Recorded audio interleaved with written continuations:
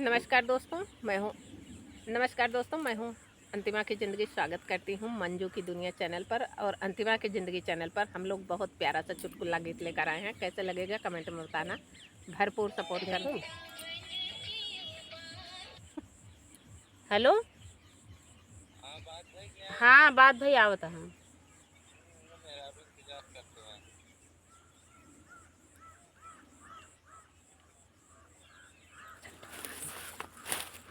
आधी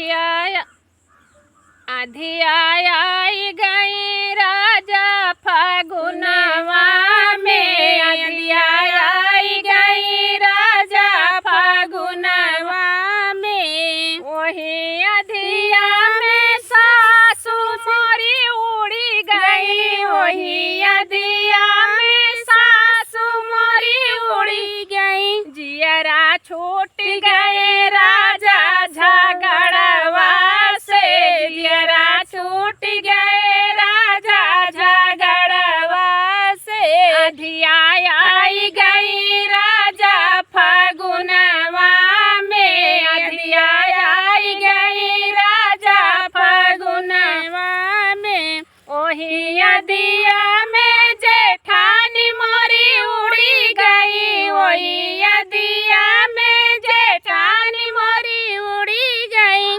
जियरा छूट गए राजा या लगवा से, जियरा छूट गए राजा या लगवा से।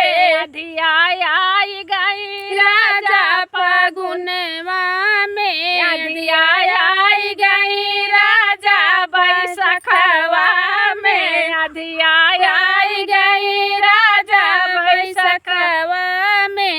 ओही अधिया में ननद हमारी उड़ी गई, वही अधिया में ननद हमारी उड़ी गई। जियरा छूट गए राजा गठरिया से, जियरा छूट गए राजा गठरिया से। जियरा छूट गए राजा दहेजवा से, जियरा छूट गए राजा दहेजवा से।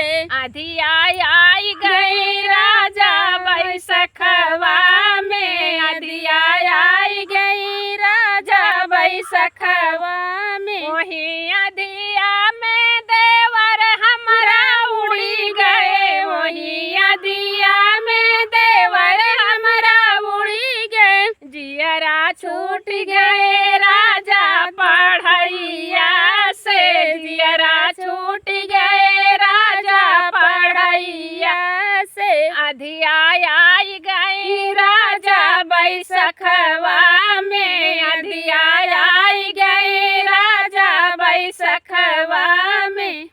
धन्यवाद दोस्तों। गीत कैसे लगा कमेंट में बताना, भरपूर सपोर्ट करना, प्यार आशीर्वाद दुलार भर भर के देना भैया। जब सब बहुत परेशान करना, आधे मुड़ी गए सब।